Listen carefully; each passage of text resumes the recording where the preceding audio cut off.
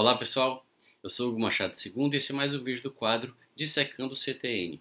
No vídeo de hoje trataremos do artigo 58, dedicado ao sujeito passivo do ICM.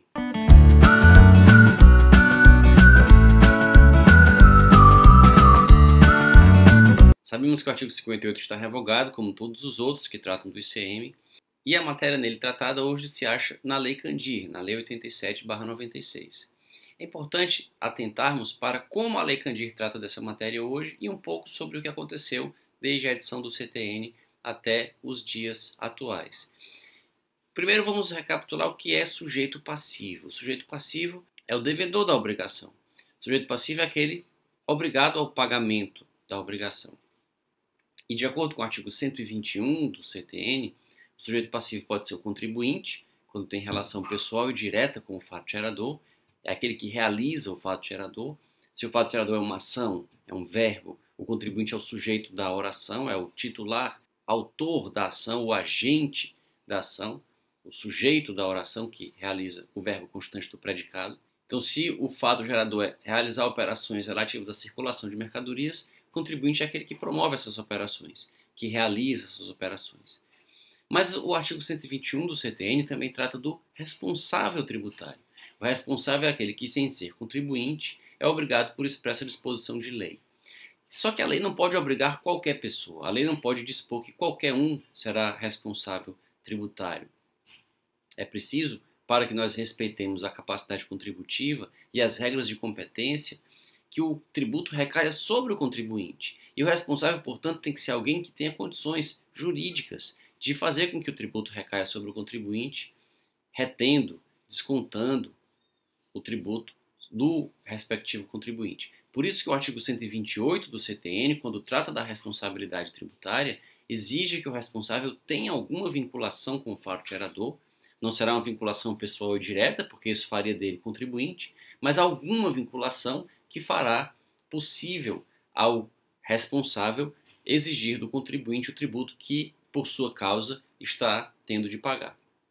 Então, o artigo do CTN que está sendo comentado agora, ele trata do contribuinte do ICM, estabelece quem será o contribuinte do ICM e estabelece que o contribuinte do ICM é o comerciante industrial ou produtor que promova a saída da mercadoria, saída que é originada da operação que promove a sua circulação. E o artigo não falava ainda de prestador de serviço e das outras materialidades, porque na época o artigo tratava apenas, o ICM alcançava apenas a circulação de mercadorias, mas hoje sabemos que alcança também serviços de transporte, comunicação e operações com combustíveis, lubrificantes e minerais. Mas o contribuinte, portanto, hoje, no âmbito da Lei Candir, será aquele que realiza a operação ou presta o serviço que é tributado, que realiza o fato gerador. Mas o que existe de importante nesse dispositivo que ainda hoje essa matéria se discute no âmbito do ICMS e de outros tributos também? É a figura do responsável. O responsável pode ser alguém vinculado ao fato gerador, deve ser alguém vinculado ao fato gerador, indicado por lei, mas no âmbito do ICM, já no artigo 58 do CTN, se previa a chamada substituição tributária para frente. E é importante falar um pouco a respeito dela. Embora sobre responsáveis tributários nós vamos falar de maneira mais detalhada quando nessa dissecação do CTN chegarmos ao artigo 121, chegarmos ao artigo 128, chegarmos ao artigo 134, 135, os artigos que tratam do sujeito passivo e dos responsáveis tributários. Mas antes disso, agora tratando do ICM, é importante já falar um pouco sobre a substituição tributária para frente. Doutrinariamente se diz que o responsável tributário ele pode ser responsável por substituição ou responsável por transferência. Essa é uma classificação feita doutrinariamente e que parte do momento em que o responsável é alojado no polo passivo da relação jurídica tributária, no polo passivo da obrigação. Quando a obrigação nasce e não tem no polo passivo o responsável não está no polo passivo. No polo passivo está o contribuinte, e eventualmente podem estar outros responsáveis, mas não este, de cuja responsabilidade nós estamos cogitando. A há um evento posterior ao nascimento da obrigação, um fato posterior ao nascimento da obrigação, e por conta desse fato posterior ao nascimento da obrigação, insere-se, acrescenta-se ao polo passivo da obrigação o sujeito passivo responsável tributário. Nesse caso, diz-se que a responsabilidade se dá por transferência, quando o responsável é colocado no polo passivo em virtude de um fato posterior ao nascimento da obrigação. Porém, quando o responsável é alojado no polo passivo, já concomitantemente ao próprio nascimento da obrigação, a obrigação nasce tendo o responsável em seu polo passivo, junto com outras pessoas ou não, isso não vem ao caso, mas quando a sua responsabilidade é concomitante ao próprio nascimento da obrigação, diz-se que nós estamos diante de um caso de responsabilidade por substituição. No caso do ICMS, nós temos o chamado regime da substituição tributária para frente, que consiste numa junção, numa mistura, numa mescla da responsabilidade por substituição, uma obrigação que já nasce tendo um responsável no seu polo passivo, e não o contribuinte, ou não só o contribuinte, porque a responsabilidade do responsável pode ser excludente ou não da responsabilidade do contribuinte, que pode eventualmente responder solidariamente ou subsidiariamente com ele, ou não, pode ser excludente da dele. Mas o que importa é que quando o responsável já está no polo passivo, no nascimento da obrigação, disse que a responsabilidade é por substituição. E aí, como disse, a figura da substituição tributária para frente une o responsável por substituição com a figura da cobrança antecipada, a cobrança do tributo antes mesmo que o seu fato gerador aconteça. E aí, com isso, cria-se uma figura segundo a qual, nos primeiros elos da cadeia plurifásica que conduz uma mercadoria da sua produção ou importação até o seu consumo final, nos primeiros elos dessa cadeia, ou no elo anterior dessa cadeia, está o responsável tributário, será responsável por substituição. Disse nessa terminologia do ICMS que ele é o contribuinte substituto. Na verdade, ele é um responsável tributário, ele é contribuinte da operação que está acontecendo na primeira etapa do chamado ICMS próprio, o ICMS que incide sobre a operação que aquele primeiro contribuinte realiza. Mas em relação aos outros elos posteriores que estão para frente na cadeia, ele é responsável por substituição. E aí ele é chamado, nesse caso, de contribuinte substituto. O contribuinte que está na ponta, no final, é dito contribuinte substituído. Essa figura estava prevista já no artigo 58 do Código Tributário Nacional. O artigo 58 já previa a substituição tributária para frente, já previa os critérios de fixação da base de cálculo, muito semelhantes aos que constam hoje da Lei Candir, embora menos onerosos, mas semelhantes aos que constam hoje da Lei Candir.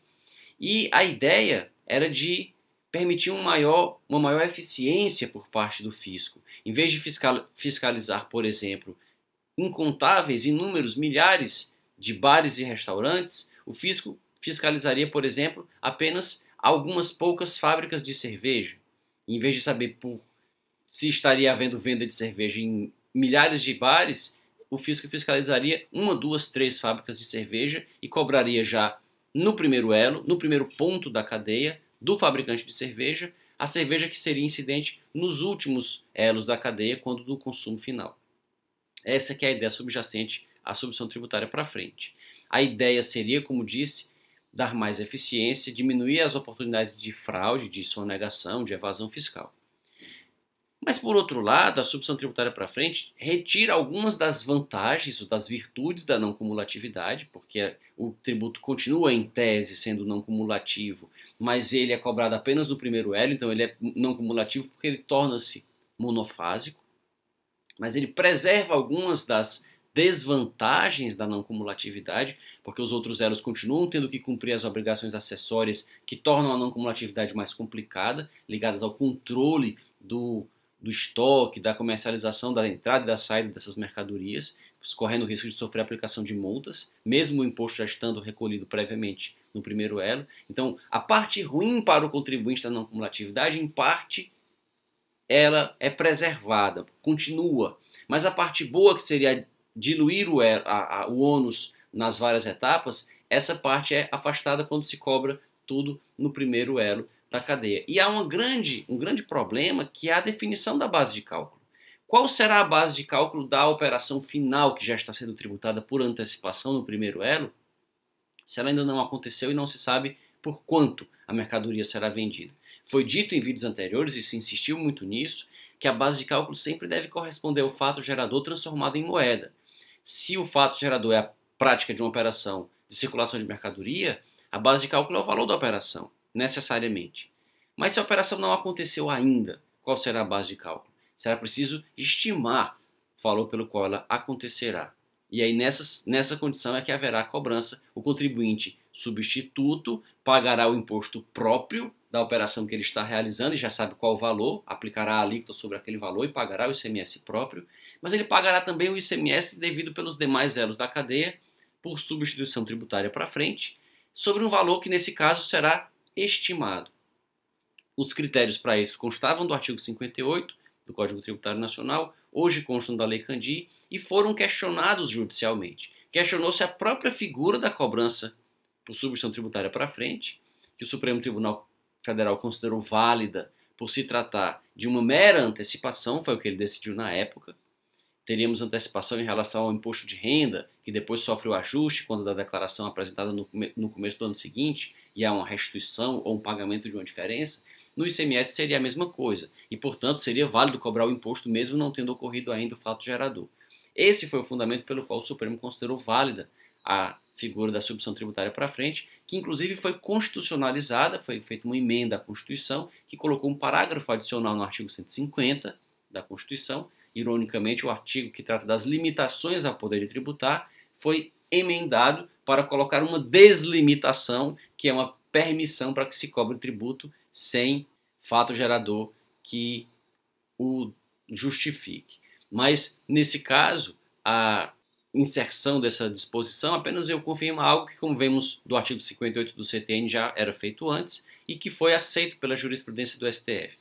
E o problema que se colocou depois foi o seguinte: e se o fato gerador não ocorrer pelo valor previsto? O texto da Constituição falava de devolução imediata, e esse imediato foi regulamentado pela Lei Candir como sendo em 90 dias. Então, sempre o professor Alcides Jorge Costa, uma das maiores autoridades em matéria de direito tributário e especificamente de ICMS, ele costumava dizer que sempre que o contribuinte agora fosse chamado para comparecer imediatamente à repartição fiscal, ele poderia ir em 90 dias, porque a Constituição falou que a restituição, se o fato gerador que foi presumido antecipadamente não ocorrer, o imposto que foi pago antecipadamente seria devolvido imediatamente, e a lei regulamentou isso como sendo em 90 dias. Então, quando o contribuinte for chamado a comparecer também ao fisco imediatamente, ele pode ir em 90 dias. A definição legal de imediatamente ficou sendo 90 dias. Mas o fato é que a Constituição só previa o dever de devolução do ICMS incidente por antecipação na substituição tributária para frente, quando o fato gerador não acontecesse. Mas se ele acontecesse por um valor menor, parecia óbvio que se o fato acontecer por um valor menor, é porque o fato que foi antecipadamente previsto, que foi previsto por antecipação, ele não aconteceu. Se previu que haveria uma venda por 10 e a venda aconteceu por 8, a venda por 10 não aconteceu. É óbvio que isso estava escrito já na Constituição. Mas os estados insistiam em que se o fato gerador acontecesse por um valor menor, não era preciso devolver o imposto. E a questão foi novamente levada ao STF, que em um primeiro momento, de maneira incoerente com o fundamento que usou para validar a própria sistemática, que foi de dizer que ela era uma mera antecipação sujeita a posterior ajuste. Ele disse isso para validar a sistemática.